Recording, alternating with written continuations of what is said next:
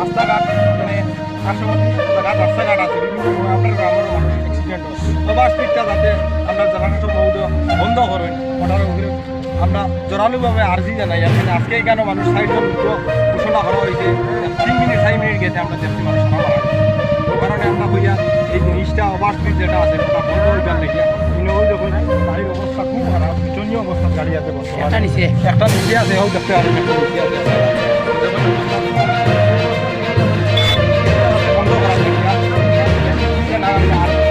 বিশেষ করে একটু ধন্যবাদ জানাই